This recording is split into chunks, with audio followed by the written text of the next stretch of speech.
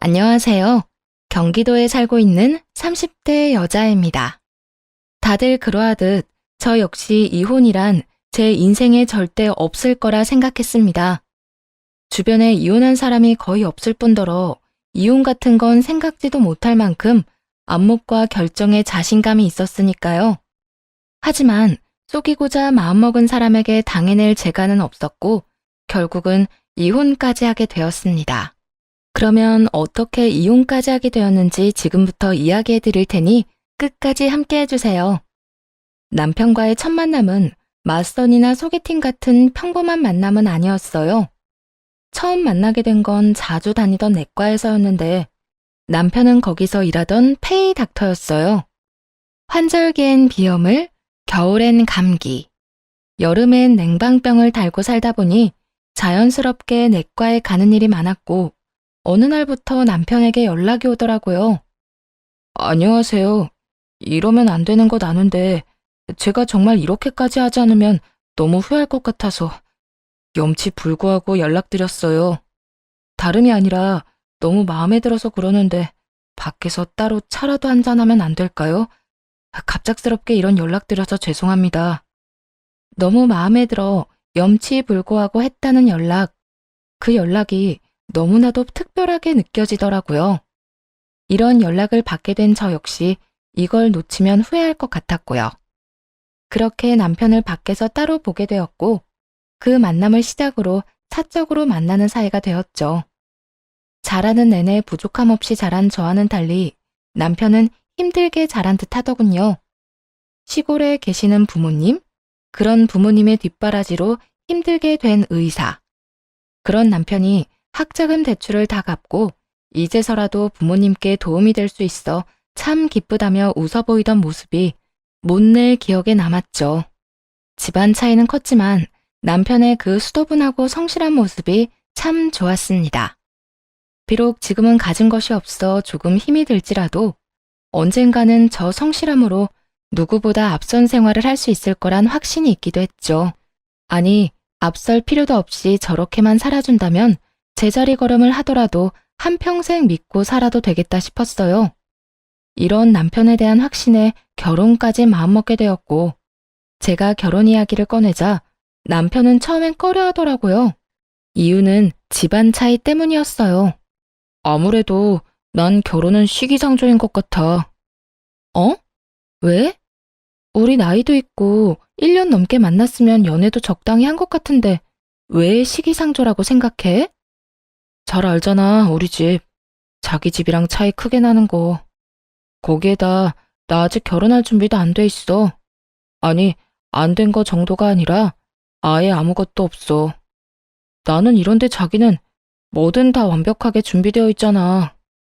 괜히 나 같은 놈한테 시집 와서 자기 고생하는 거 싫어. 별 걱정을 다 한다. 나 자기한테 시집 가도 고생 안 하고 살 자신 있어. 그러니까 결혼까지 생각하는 거 아니겠어? 지금은 자기가 힘든 시간을 보내고 있을지는 몰라도 난 자기가 지금처럼 성실하고 욕심 없이만 살아가면 머지않아 빛 볼 날이 올 거라고 믿어. 그러니까 그 빛 함께 보자. 나도 자기가 빛나는 순간에 함께하고 싶어. 가족으로 말이야. 결혼을 꺼리는 남편의 모습에 더 확신했던 것 같아요. 혹시라도 딴 마음이 있는 사람이라면 어떻게 해서든 저와 결혼하려고 온갖 수를 다 썼을 텐데 남편은 그러지 않았으니까요. 그래서 남편을 여러 차례 설득했고 결혼까지 하게 되었죠. 결혼을 하고 나니 더 행복하더라고요. 무엇보다 시댁 식구들이 참 좋았어요.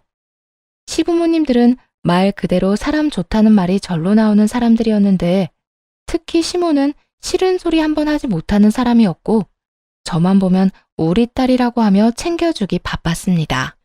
그것이 전부 정해진 각본에 짜여진 연기라는 것을 알게 된 건 결혼하고 난 후 정확히 1년이 지난 시점이었어요. 언제부턴가 남편이 개원 이야기를 꺼내기 시작하더라고요. 동기 중에 민철이 알지?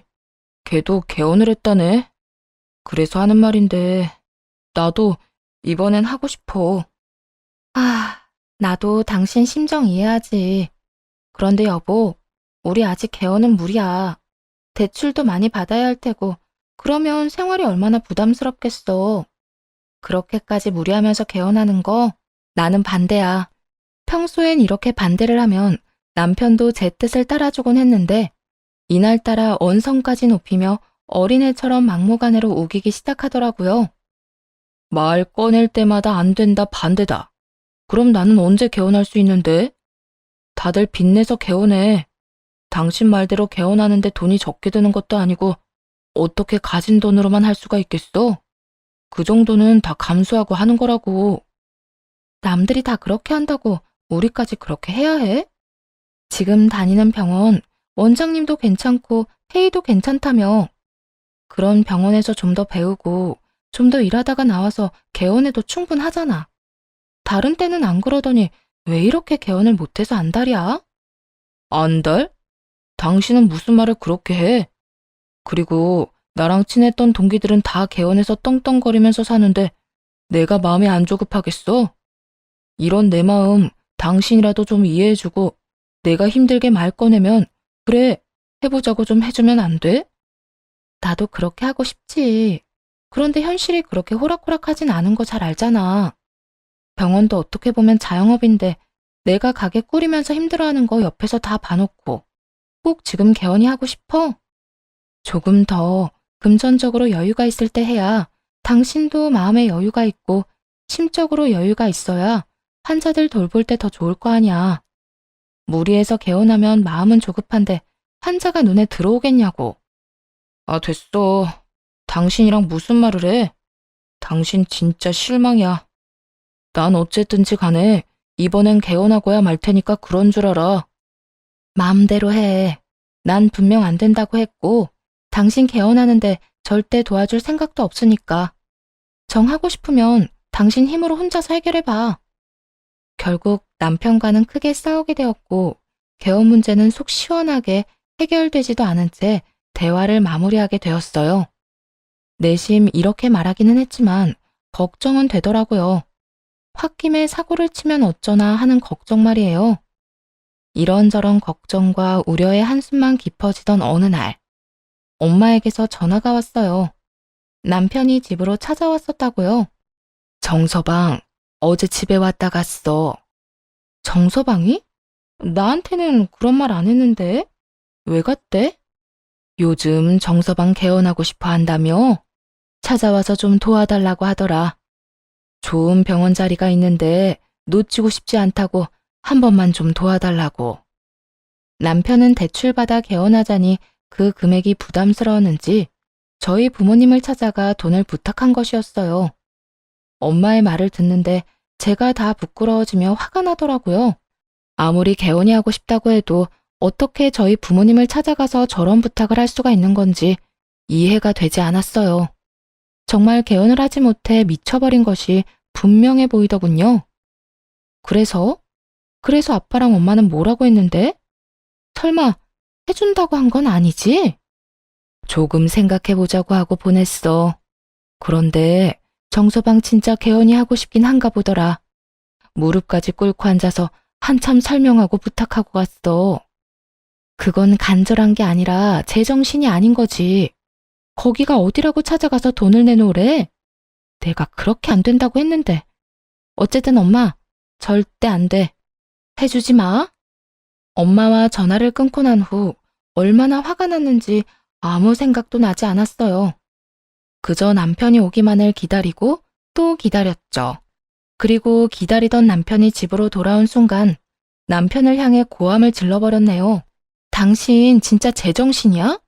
우리 부모님한테 맡겨놓은 돈이 있는 것도 아니고 어떻게 거기까지 찾아가서 그딴 말을 해? 화를 내며 따지자 남편은 당황하는 기색 하나 없이 짜증난다는 말투로 이렇게 말하더군요. 그새 당신한테 연락이 왔어? 그렇게 안 봤는데 입들 가벼우시네. 아니, 근데 당신 집에서 나한테 병원 정도는 해줄 수 있는 거 아니야? 들어보니까 의사 사이 들이면서 개원 정도는 해주는 처가도 많다던데. 당신 집이 능력이 안 되는 것도 아니고 그 정도 해줄 능력은 충분히 되잖아. 한없이 맑고 욕심 없던 사람은 더는 없었어요. 제 앞엔 그저 욕심으로 가득 찬 한 인간이 서 있을 뿐이었죠. 그걸 시작으로 서로 한마디도 지지 않고 몰아세우며 싸우기 시작했고, 얼마 지나지 않아 작은 짐가방을 든 시모가 집으로 들어오더군요. 이야기 다 들었어. 아무래도 너희 크게 싸울 것 같아서 왔단다. 며칠 지내다 가도 되지? 내심 시모가 온 이유가 저를 지지해주기 위함이라고 생각했는데 그건 큰 착각이었더라고요. 시모는 자리에 앉기도 전에 남편과 똑같은 말을 하기 시작했거든요. 너 우리 아들 개원하려고 하는데 반대한다며? 들어보니 집에 돈도 많다는 애가 왜 이렇게 짜게 구니? 1년이나 살았으면 네 집 내 집 할 것 없이 가족 아니니? 우리 아들 기 그만 죽이고 네 친정에 말해서 빨리 개원해 주거라. 그제서야 깨달았어요. 이 모습들이 이 인간들의 참모습이라는 걸요. 그 사실을 깨닫자마자 더는 시모에게 친절하게 대할 필요가 없다고 생각했어요. 이 말도 안 되는 요구를 딱 잘라야겠다고도 생각했죠. 저희 부모님 돈이 제 돈도 아니고 전 부모님 돈으로 개원 같은 거 해줄 생각 전혀 없어요. 그러니까 더는 이런 말도 안 되는 소리 하지 마세요. 당신도 마찬가지야. 어머님 불러서 쪽수로 밀어붙이면 뭐 어떻게 될 거라 생각한 모양인데 난 절대 부모님한테까지 손 벌릴 생각 없어. 정하고 싶으면 대출을 받아서 혼자 감당하든지 감당할 자신이 없으면 내 말대로 좀 더 기다렸다가 개원해. 알겠어? 너 평소에도 이런 식으로 우리 아들 기죽였니?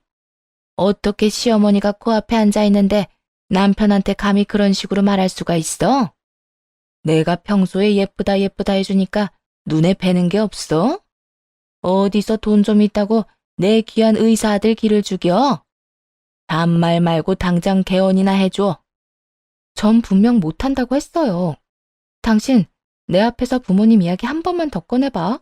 나 진짜 가만 안 있어. 그렇게 딱 잘라 안 된다고 해버리고 방으로 들어와 버렸어요.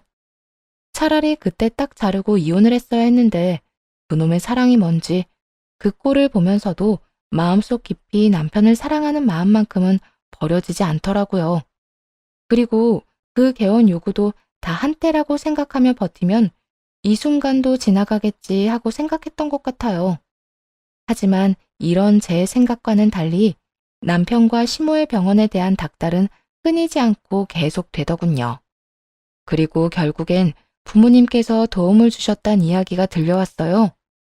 네, 이번엔 시모와 함께 친정에 찾아갔다고 하더군요. 친정에 찾아간 시모는 요즘 저희 집에 지내며 저에게 아무리 말해도 통하지가 않아서 직접 찾아왔다며 여유도 있는데 좀 도와달라고 했다더군요. 부모님은 제가 괴로운 시간을 보내고 있단 걸 알고 개원을 해주기로 한 것이었고요. 엄마, 그렇다고 해달라는 대로 해주면 어떡해. 적어도 나한테 말이라도 했어야지. 죽을 때 돈 싸가지고 가는 것도 아니라고 생각하니까 그렇게 큰 돈도 아니었어. 그리고 우리 돈 들어간 건 우리 명의로 다 계약했어. 딸, 얼마나 자기 병원이 가지고 싶었으면 저러겠어. 너 정서방이랑 이혼할 수 있어? 그것도 아니잖아. 그러면 그냥 앞으로 열심히 해봐라 하고 별말 하지 마.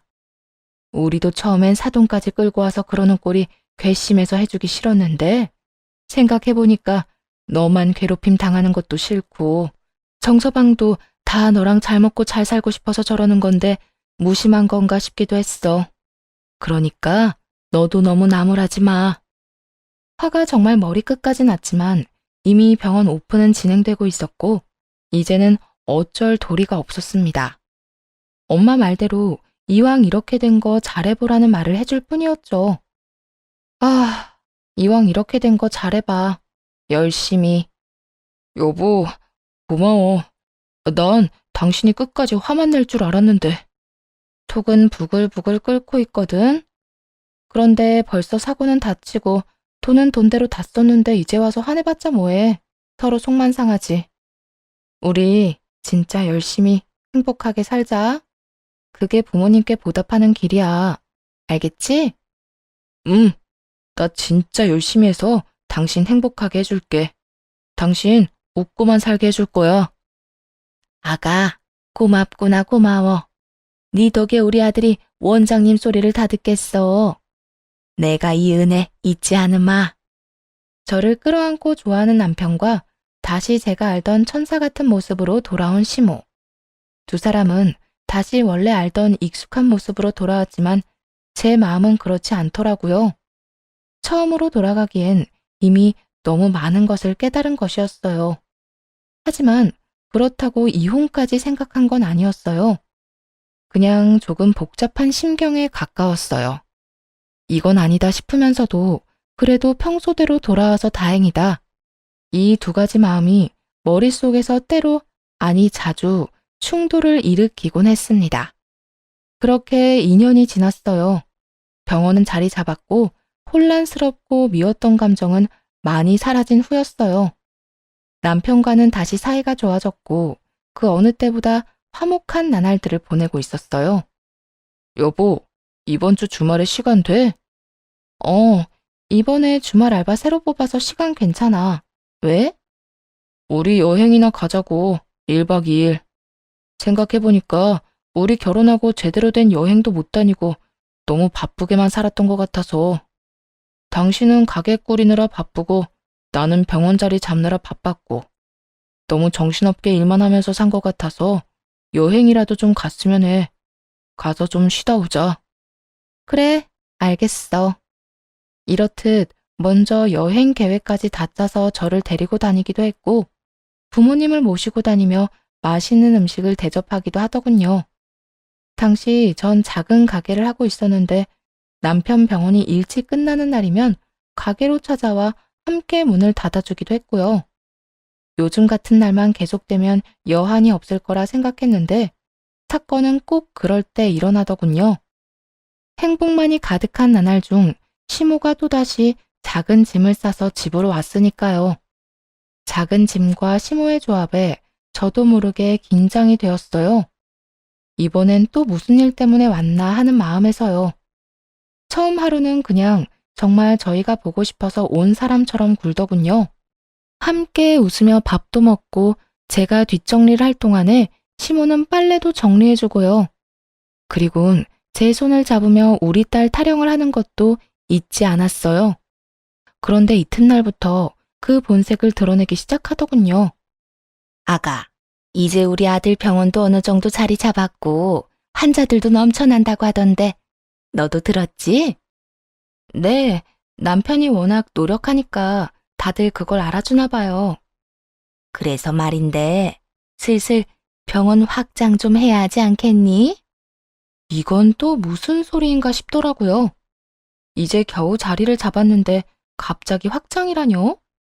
확장 가능한 옆 상가가 비어진 것도 아니었고 비어있다고 한들 그 비용도 만만치 않을 텐데 말이죠.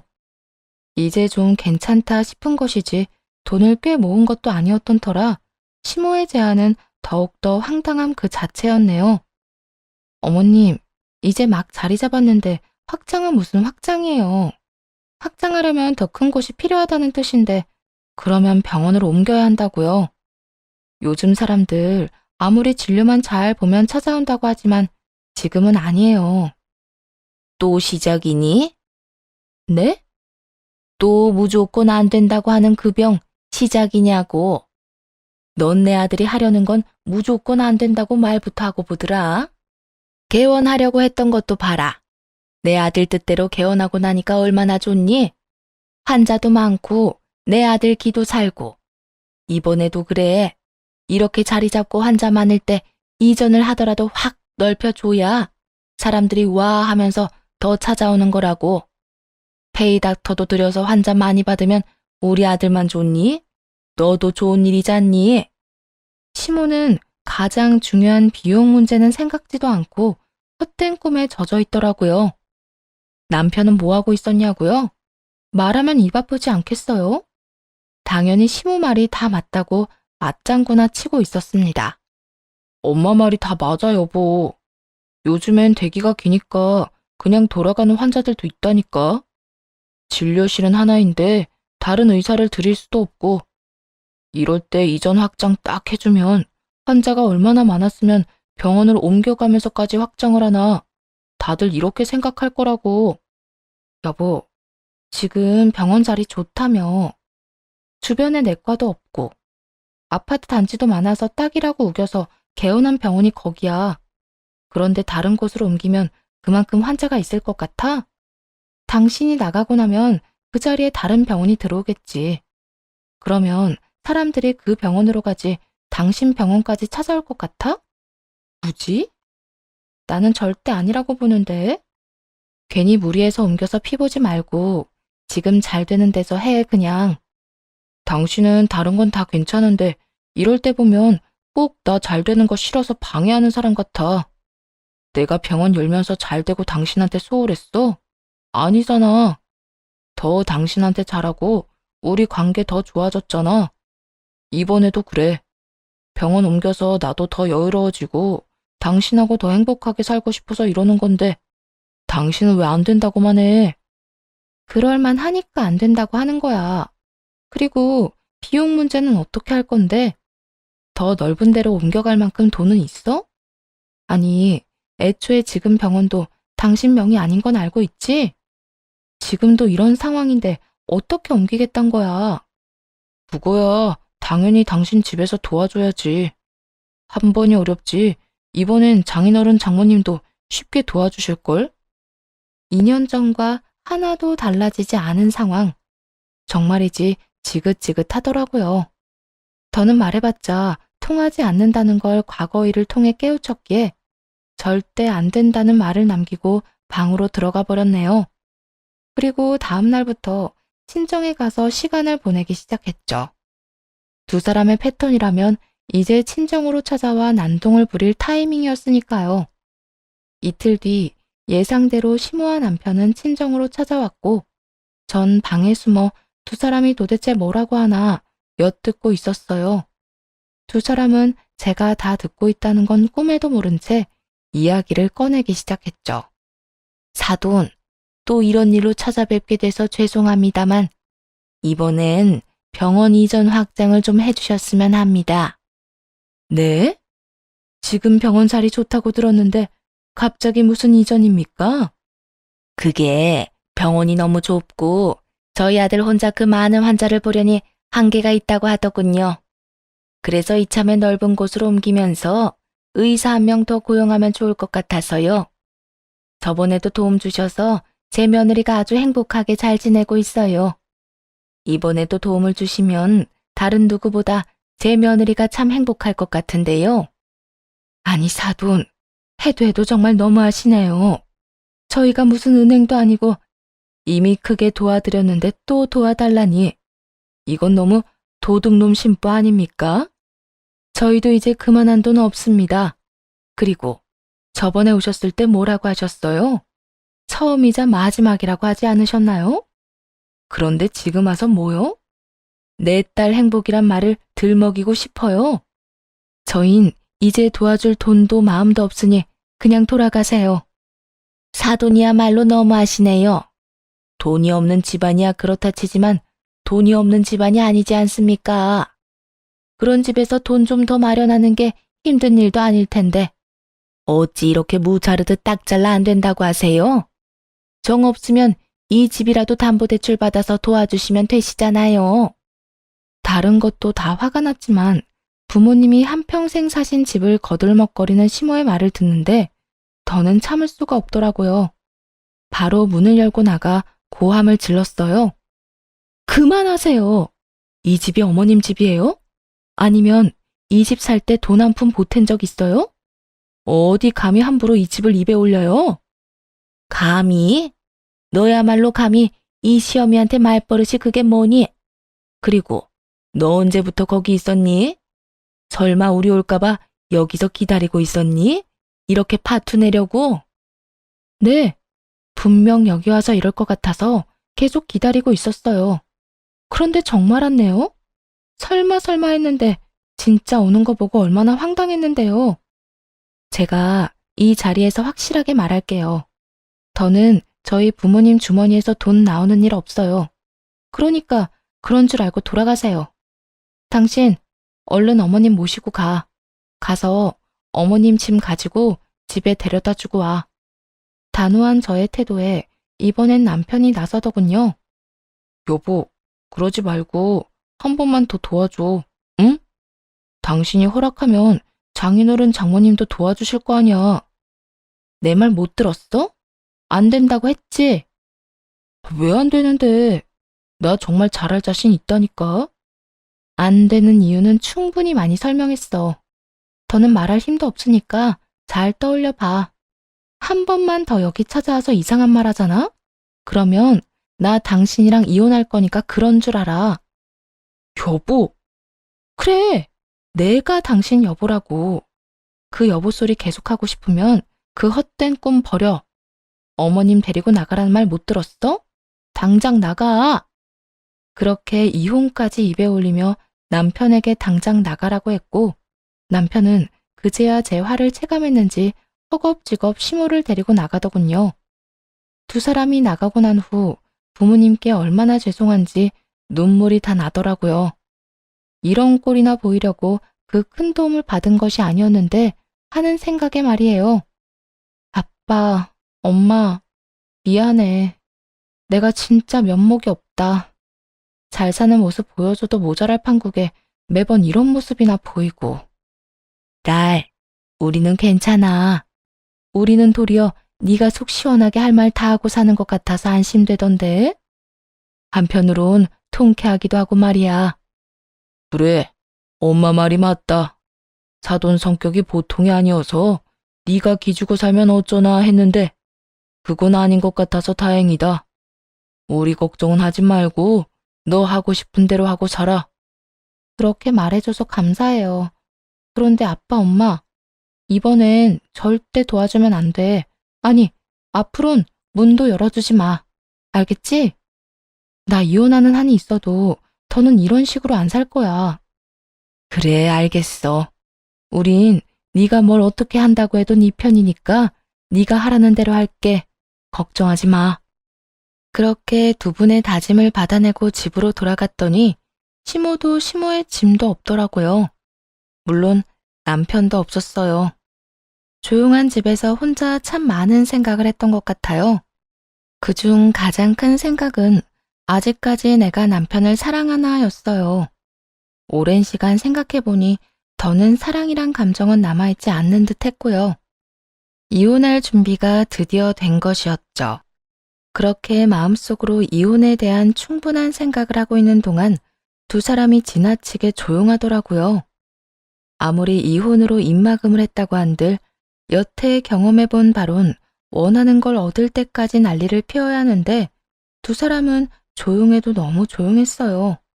심지어 다시 작은 짐을 싸들고 집으로 왔는데도 불구하고 말이죠. 시모는 저에게 당한 망신을 시집살이로 풀어내기로 작정한 듯 온갖 트집을 잡을지언정 절대 병원 이야기만큼은 입 밖으로 꺼내지 않더라고요. 그저 상대하기도 귀찮은 트집만이 계속될 뿐이었어요. 너 빨래를 도대체 어떻게 하길래 이렇게 냄새가 나는 거니? 그거 섬유유연제 냄새예요. 저도 그 냄새 싫어하는데 어머님 아들이 그 냄새 아니면 싫다고 해서 쓰는 거니 정 거슬리면 어머님 아들한테 말하세요. 이런 시비라든지요. 음식간이 영 엉망이구나. 오늘은 가게 가지 말고 나한테 음식간 맞추는 거나 좀 배우거라. 기억 안 나세요? 이거 그저께 어머님이 만든 반찬이잖아요. 그리고 어머님, 이 음식 간 제 입맛에도 안 맞아요. 오늘은 어디 가지 마시고 유튜브 같은 거 보시면서 음식 간 하는 거 좀 연습하세요. 이런 시비를 거는 등 본전도 못 찾을 시비들을 걸어댔습니다. 하지만 한마디도 지지 않고 대꾸를 해주니 저보다 시모의 약이 오르기 일쑤였고 그럴 때마다 속이 다 시원해지더군요. 그렇게 속은 시원하긴 하지만 괜한 불안감을 느끼던 어느 날 친구에게서 연락이 왔어요. 제 남편과 시모를 봤다면서요. 나 방금 네 남편이랑 네 시어머니 봤어. 그래? 어디서? 여기 병원 많은 사거리 있잖아. 거기 공실난 건물에서 나오던데. 그런데 두 사람 유명한 여자랑 같이 있더라고. 그 외 내가 말한 적 있잖아. 우리보다 몇 살 안 많은데 완전 부자라던 그 이혼녀. 들은 적 있는 여자였어요.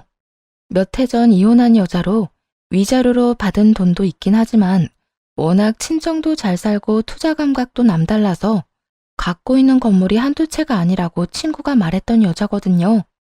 그런데 그 여자와 함께 있다니 아무래도 이상하더라고요. 기억나. 분위기는 어땠어? 화기애애하던데? 모르는 사람이 보면 아들 며느리 데리고 병원 자리 보러 온 분위기더라니까. 그 여자 네 시어머니한테 꼬박꼬박 어머님 어머님 하면서 팔짱까지 끼고 다니더라니까. 아무래도 이상하니까 좀 알아봐. 그날 밤 전 남편의 휴대전화를 살펴봤습니다. 다행히 저와 연애할 때부터 해놓았던 그 패턴 그대로이더군요. 이런저런 대화들을 살펴보는데 단연 눈에 띄는 대화가 있었어요. 바로 친구가 봤다는 그 여자와의 대화였어요. 남편은 그 여자에게 자신이 이혼했다고 속였더라고요. 그 내용이 얼마나 기가 막히는지 말문이 턱 하고 막히더군요. 상훈 씨는 재혼 생각은 있으신 거예요? 저도 그렇고 주변에 보면 상대방 외도로 인해서 이혼하고 나면 다른 사람을 못 믿겠다고 재혼 생각도 없다고들 하던데. 저도 처음엔 그랬어요. 그래서 이혼하고 다른 사람 만난 적도 없고요. 그런데 희연 씨 만나고 난 후에 그 생각이 바뀌었어요. 희연 씨라면 과거 아픔을 털어버리고 다시 시작할 수 있을 것 같아요. 희연 씨는 어때요? 저도 상훈 씨라면 용기 낼 수 있을 것 같아요. 말했다시피 전 남편 외도 때문에 상처가 커서 남자는 아예 만나지도 않았거든요. 그런데 상훈 씨라면 믿을 수 있을 것 같아요. 어머님도 너무 좋으시고요. 저를 무슨 불륜이나 저지른 전부인으로 만들었더라고요. 심지어 이혼도 하지 않았는데 말이죠. 더 기가 막힌 게 무엇인지 아세요? 두 사람이 처음 만난 장소, 남편이 이 여자에게 접근한 멘트예요. 네, 그래요. 두 사람이 처음 만난 장소는 남편의 병원으로 남편이 이 여자에게 처음 보낸 메시지의 내용은 저 때와 완전 똑같더라고요. 그 순간 온몸에 소름이 돋으면서 이상한 생각이 스쳐 지나갔어요. 전 바로 남편이 저장한 연락처들을 살펴봤고 그곳엔 이름과 함께 메모가 되어 있었어요. 메모의 내용은 여자들이 사는 아파트명과 차량명이었고요. 환자 정보를 통해 알아낸 주소로 좋은 아파트를 골라낸 후 연락을 해 만난 여자들의 차량을 기억하기 쉽게끔 연락처 저장하는 곳에 따로 메모해 둔 것이었죠. 저 역시 그런 여자 중 하나였고 말이에요. 당시 부모님 집에 살던 제가 남편에게 걸린 것이고 실제로 만난 여자 중에 제가 남편의 기준에 제일 적합했던 것이었습니다. 그래서 제 앞에서는 욕심이란 전혀 없고 수더분한 모습으로 일관하며 이렇게 결혼까지 한 것이었죠. 그런데 막상 결혼하고 나니 제가 남편의 뜻대로 남편에게 투자를 해주지 않았고 매번 뭔가 하려고 할 때마다 시비를 걸고 나서니 딴 여자를 찾아 헤맸던 것이었고요. 그렇게 해서 걸린 사람이 이 여자였고 말이죠. 아무래도 더 큰 계획이 있는 것 같아 다시 두 사람의 대화를 살펴보았어요. 아니나 다를까 병원 이야기가 오가고 있더라고요. 상훈 씨, 오늘 보고 온 병원 자리는 어때요? 평수도 적당하고 위치적으로도 딱인 것 같던데. 어머니도 거기가 제일 좋다고 하시긴 했는데 아무래도 다 마음에 드니 가격이 좀 부담스럽긴 하더라고요. 지금 있는 병원 처분해도 많이 모자라서요. 돈은 걱정하지 말아요. 어차피 우리 결혼하면 그 돈이 그 돈인데 투자한다고 생각하죠 뭐. 부부 사이에 돈 떼먹을 것도 아니잖아요. 정말이요? 하지만 너무 큰 금액인데 너무 염치가 없어서요. 그렇게 말하면 나 섭섭해요. 성훈 씨 병원 정리되는 대로 나한테 갚아주고 그 뒤론 병원 수익에서 이자까지 챙겨서 다 가지고 갈 거니까 그런 말 하지 말고 병원만 생각해요. 고마워요 정말. 내가 앞으로 정말 잘할게요. 후회하지 않게. 어떤 면에선 참 한결같은 남편의 모습이었어요. 이래서 작정하고 속이려고 들면 속지 않을 방도가 없다고 하나 봐요. 저나 이 여자나 남편과 시모가 짜고 치는 판에 놀아난 불쌍한 희생양이었죠. 모든 것을 다 살펴본 전 여자의 번호를 따로 저장했어요. 그리고 다음날 바로 그 여자를 만났네요. 처음에는 제 말을 믿지 못하던 여자도 보는 앞에서 남편과 통화를 하는 모습까지 보여주자 그제야 저를 믿더라고요. 그러니까 성훈 씨가 이혼한 게 아니라 지금 외도를 저지르고 있단 말이네요? 그것도 저랑? 네, 맞아요. 아직 그 남자 저랑 호적 정리는커녕 이혼 이야기도 나오지 않았어요. 병원 확장해달라길래 제가 이혼 이야기는 꺼낸 적이 있지만 서로 이혼에 대해서 진지하게 말해본 적은 없어요. 그 인간 엄마 지금 잘해주죠? 그런 천사 같은 사람이 또 없다 싶죠? 그거 다 연기하는 거예요. 병원 개원할 때도 그랬고 지금도 그렇고요. 제가 마음대로 움직여주지 않으니까 제 친정까지 찾아가서 난동까지 피우더라고요. 어머, 정말 놀랍네요. 어떻게 된 사람들이 그딴 짓까지. 아시겠지만 제 전 남편도 인간 이하였는데 그 인간들은 더 심한 쓰레기들이네요. 그러니까요. 그냥 당하고 있을 수만 없어서 이렇게 찾아왔어요. 아무래도 우리 두 사람 제대로 되갚아줘야 할 것 같아서요. 그렇게 저희 두 사람은 복수 계획을 세우기 시작했어요. 우선 이혼녀는 남편에게 하루빨리 결혼하자고 조르기 시작했습니다. 결혼만 하고 나면 병원 개원은 무조건 해주겠다는 남편으로선 물 수밖에 없는 미끼를 던지면서요. 마음이 급해진 두 사람은 저에게 패악질을 저지르기 시작하더군요. 당신 진짜 집안일 이따위로밖에 못해? 오죽했으면 우리 엄마가 아버지를 혼자 두고 이렇게 우리 집에서 지내겠어. 내가 뭘 어쨌다고 시비야.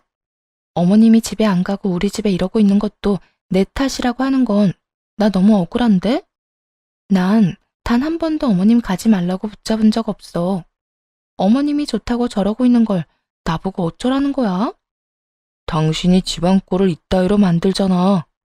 옷은 아무데나 던져져 있고 설거지도 쌓여 있고 말이야. 치매니? 복도에 던져진 저 옷도 당신 옷이고 설거지 쌓인 것도 당신이 라면 먹은 냄비잖아. 어지른 건 당신인데 왜 애먼 사람한테 시비 걸어? 이런 건 당연히 여자가 해야 하는 일이니까 잔말 말고 당장 다 치워. 남편은 이날따라 작정이라도 한 듯 끊임없이 말도 안 되는 트집을 잡으며 시비를 걸어오더군요. 시모도 마찬가지였어요. 우리 아들이 틀린 말 하는 것도 아닌데 무슨 군말이 이렇게나 많아? 얼른 집 정리부터 하거라. 누가 어질렀든 치우는 건 여자 몫인 거야. 여기 여자는 어디 저뿐인가요? 어머님도 여자잖아요. 그렇게 보기 싫으면 어머님이 치우세요. 뭐야? 너 진짜 내가 만만하니? 어디 시어머니한테 그딴 말을 해? 할만하니까 하는 거 아니겠어요? 허락도 없이 저희 집에서 먹고 살면서 온갖 트집이란 트집은 다 잡고 입장 바꿔서 생각해 보세요. 어머님 같으면 제 눈에 어머님이 곱게 보이겠어요? 거기에다 어머님 아들이 하는 꼴 좀 보세요. 당장 이 집에서 두 사람 내쫓지 않는 것만 해도 다행이라고 생각하세요. 뭐야? 이젠 아주 집까진 유세까지 부리는구나. 내가 이딴 꼴이나 보려고 이날 이때껏 살았어. 이딴 꼴까지 보기 싫으면 아버님이 기다리고 있는 어머님 집으로 가세요. 그러면 다 해결되는데 무슨 부귀영화를 누리겠다고 여기서 이러고 계세요? 시모는 뒷덜미를 잡고 넘어가기 직전이었고 남편은 크게 화를 내기 시작했어요. 겉으론 기분 나쁜 척을 했지만 분위기를 극한까지 몰고 가는 두 사람을 보며 속으론 오늘이구나 하는 생각으로 신나게 그 장단에 맞춰주었죠. 당신 진짜 미쳤어? 엄마한테 그게 무슨 말버릇이야? 당장 사과해. 당장 우리 엄마한테 잘못했다고 싹싹 빌란 말이야. 내가 왜? 난 잘못한 거 없는데? 당신도 처음부터 다 지켜봤으니까 알 거 아니야. 시비는 내가 아니라 어머님이 먼저 걸었어. 그러니까 내가 사과해야 할 이유 따윈 없다고. 뭐? 당신 말 다 했어? 아, 난 당신 같은 여자랑 더는 못 살겠다. 우리 이혼하자, 당장. 뭐? 지금 뭐라고 했어? 이혼? 당신 후회 안 해? 후회는 무슨, 절대 후회 같은 거 안 하니까 당장 이혼해. 그래, 좋아. 하자, 이혼. 단, 당신은 나와 이혼하는 그 순간 결혼하던 그때처럼 몸만 나가야 할 거야. 집은 물론이고 병원까지 손끝 하나 건드리지 말고 몸만 딱 나가. 어차피 병원 명의도 부모님께 물려받아 제 명의라 내쫓을 수 있지만 하루라도 빨리 그리고 조용하게 해결하고 싶었기에 이런 작전을 세운 것이었어요. 남편은 저희의 작전에 완벽하게 걸려들었고 이 제안에 한치의 망설임도 없이 알겠다고 하더군요. 그까짓 병원 당신 다 해. 난 이제 미련도 필요도 없으니까. 그러면 합의 이혼하는 거지? 아참, 위자료도 내놓고 가. 당신이랑 당신 엄마랑 나한테 한 짓이 있는데 위자료 안 주면 나 억울해서 이혼 못하지. 뭐? 위자료? 꼭 그 푼돈까지 받아내야겠어? 당신 돈 많은가 보다. 적어도 몇 천 원 될 텐데 그 돈을 푼돈이라고 하는 걸 보니 말이야. 개혼하고 돈을 많이 번 거야? 아니면 돈 많은 여자라도 생긴 거야? 무슨 소리 하는 거야? 헛소리 하지 말고 이혼이나 해. 그까지 위자료 원하는 대로 줄 테니까. 정곡이 정확하게 찔린 남편은 위자료까지 약속하더군요. 결국 전 남편은 대출을 내어 마련한 위자료를 제게 줬고 그렇게 깔끔하게 합의 이혼을 하게 되었습니다. 저희의 계획은 성공적으로 이루어진 것이었죠. 그리고 대망의 마지막 마무리가 남았고요. 그건 바로 둘이 함께 전 남편을 만나러 가는 것이었어요. 그날은 피날레의 날답게 전 남편이 침 흘렸던 상가를 계약하던 날이었는데 약속 장소에 도착하니 잔뜩 들뜬 전시모도 함께 있더라고요. 전시모와 마찬가지로 전 남편 역시 한껏 들뜬 모습이었는데 저희가 함께 있는 모습을 발견하곤 얼굴이 타색이 되어 가더군요. 두 사람이 어떻게 같이 여길 오는 거야? 휘연 씨, 어떻게 된 일이에요? 보면 몰라? 나 당신 휘연 씨랑 아는 사이야. 정확히는 당신 때문에 아는 사이지. 당신이 나랑 이혼도 안 했으면서 이혼남이라고 속이고 다닐 때 내가 휘연 씨 만나서 모든 사실을 다 알려줬거든. 사실 난 바람 피운 적도 없고 우리가 이혼한 적도 없다. 내 남편이 당신을 불륜녀로 만들고 있다고 말이야. 전 남편은 마땅한 변명거리도 생각나지 않는지 눈만 껌뻑이며 저와 여자를 보고 있더라고요. 여자는 그런 전 남편의 모습이 더 화가 난다는 듯 전 남편에게 다가가 손을 올려붙였어요. 이 쓰레기 같은 인간아, 사람 마음 가지고 장난치니까 즐거웠어? 너 같은 인간은 분리수거도 안 돼, 알아? 너 앞으로 이 바닥에 얼씬도 하지 마라. 이 근처에서 얼굴 내밀고 다니잖아? 내가 진짜 가만 안 둬? 이혼녀는 전 남편이 무어라 말할 틈도 없이 자리를 떠버렸고 그런 여자의 뒤를 전시모가 뒤따르더군요. 전 남편은 저를, 전시모는 그 여자를 설득하기 위함이었어요. 이럴 거라 미리 예상하고 계획을 따로 세운 것도 아니었을 텐데 역할 분담 하나는 참 잘한다는 생각마저 들더군요. 전 남편은 자신이 맡은 역할에 충실하게 저에게 무릎을 꿇고 빌더라고요. 여보, 내가 다 잘못했어. 난 정말 이렇게까지 할 생각은 아니었는데 다 엄마가 시켜서 그랬어. 엄마가 다른 여자 만나서 더 큰 병원으로 옮기면 나한테 다 좋을 거라고 그래서 당신한테 섭섭하기도 하고 화나기도 하고 그래서 그랬던 거야. 내가 정말 미안해. 잘못했어. 나한테 빌긴 왜 빌어? 이미 우리 이혼한 거 다 잊었어? 나한테 이러고 빌 필요도 없어. 이미 이혼 도장 다 찍었고 서류상으로도 이혼했으니까. 여보, 우리 다시 시작하자. 내가 정말 잘할게. 나 못 믿겠으면 혼인신고 같은 거 다시 하지 않아도 돼. 그저 당신 옆에서 숨만 쉬고 살게 해줘. 응? 나 진짜 당신 옆에만 있게 해주면 다른 거 하나도 바라지 않을게. 그까짓 병원도 필요 없다고. 얼마나 마음이 급했으면 그렇게 개원하지 못해 안달이던 병원도 필요 없다며 매달리더군요. 그렇게 저를 속여서 결혼까지 성공했으면 욕심이나 부리지 말고 달 데리고 살기나 하지 그랬나 어이가 없었네요. 괜한 욕심에 이 모양 이 꼴까지 된 것이 보기 좋더군요. 아, 나 다 알고 있어. 당신 나한테나 다른 여자한테나 계획적으로 접근한 거. 그렇게 접근했으면 적당히 욕심내고 잘 살지 그랬어. 그랬으면 적어도 원장 소리는 들으면서 살았을 텐데 말이야.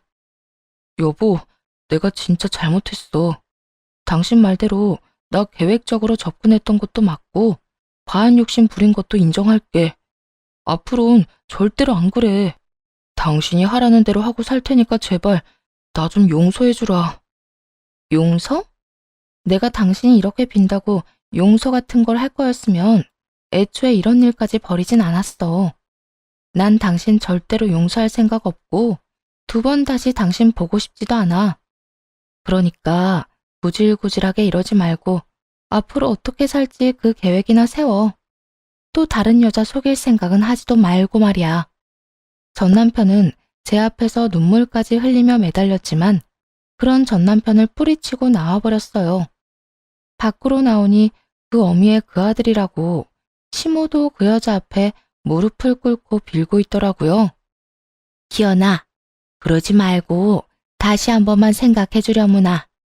우리 아들이 거짓말한 건 맞지만 정말 이혼하려고 했었어. 지금은 완전히 이혼했고 말이야. 그러니까 지금은 우리 아들 이혼난 맞단다. 이혼해서 서로 힘든 사이끼리 의지하면서 살며 서로서로 좋지 않니? 응? 전 의지할 사람 없어도 충분히 행복해요. 의지할 사람이 없으면 쫄딱 망하는 그쪽이랑 그쪽 아들과는 달리 말이죠. 그리고 제발 부탁인데 붙잡은 제 바짓가랑이 좀 놔주실래요? 제가 아끼는 바지인데 그렇게 붙잡고 있으면 오염되어서 그냥 버려야 한다고요. 그래. 내가 미안하다. 내가 붙잡지 않을 테니 우리 아들 좀 용서해 주려무나. 제발 이 노인네가 이렇게 부탁하마. 그럴 생각 없다니까요. 아들도 구질구질하더니 그 엄마까지 왜 이렇게 구질구질하게 굴어? 어? 동생, 끝났어? 가자 이만. 저를 발견한 여자는 환하게 웃으며 전 시무를 뿌리치곤 저에게 다가오더군요. 저 역시 그런 여자를 향해 환히 웃어주었고요. 그렇게 저흰 성공적인 복수를 마치고 그곳을 벗어났습니다. 그 후 들려오는 소식으로는 전 남편이 진 막대한 빚 때문에 시골에 하나 남은 전시댁집까지 처분해서 빚을 갚았지만 그걸로도 다 갚을 순 없었다고 하더군요. 덕분에 전 시부모들은 과수원과 농사일 가리지 않고 알바를 한다고 하고요. 전 남편 역시 상태가 좋진 않았어요. 병원을 꾸리며 제약회사를 상대로 갑질을 얼마나 한 것인지 이혼을 한 후 그 모든 것을 다 폭로당해 업계 매장을 당했다고 전해 들었어요. 그렇게 무시하던 페이닥터 일도 못하게 된 것이었죠. 전 아주 잘 지내고 있습니다. 전 남편 덕분에 알게 된 건물주 여자와는 둘도 없는 언니 동생 사이가 되어 거의 날마다 보며 지내고 있어요. 언니 덕에 전 병원도 잘 처분하게 되었고 그 돈은 다시 부모님에게 돌려드렸고요. 그것뿐만이 아니었어요. 언니는 제 덕에 인간 쓰레기 잘 피해갔다며 가지고 있는 건물 중 가장 좋은 자리의 상가를 시세의 절반 가격으로 임대해줬거든요. 그 덕에 더 좋은 자리에서 새 출발하게 되었습니다. 지금은 직원도 많이 뽑게 되었고 완전 자리를 잡아 2호점도 준비 중이에요.